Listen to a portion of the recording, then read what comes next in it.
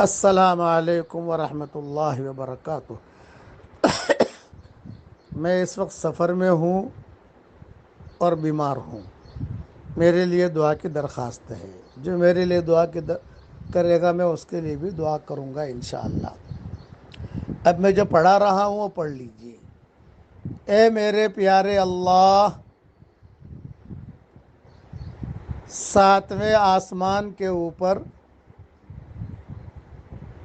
جو سمندر ہے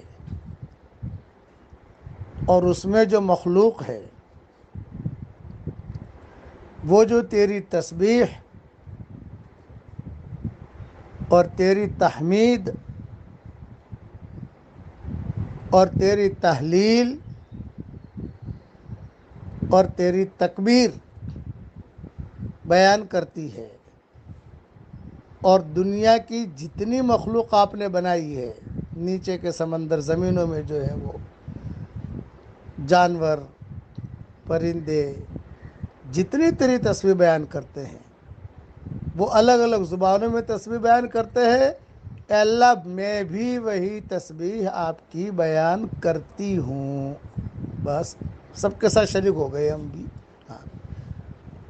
اور میں بھی تیری تکبیر بیان کرتا ہوں۔ بس اتنا پڑھ لیجیے آپ کا کام ہے پڑھ لینا بس۔ اے اللہ، اس پڑھنے کو تو قبول فرما۔ اللہ تعالی ہم سب کو عمل کرنے کی توفیق عطا فرمائے۔ باقی وقت ملنے پر انشاءاللہ اگر زندہ رہے تو تسبیحیں بھی بیان کریں گے، جو ساتویں آسمان کے اوپر جو سمندر میں بیان ہوتی ہیں، جو ہوتی ہے، وہ بھی تفصیل انشاءاللہ بیان کریں گے۔ آج کل حضور صلی اللہ علیہ وسلم کی سیرت کا مضمون چل رہا ہے، اسے بہت دھیان سے سنیے تاکہ حضور صلی اللہ علیہ وسلم کی محبت ہمارے دلوں میں آئے۔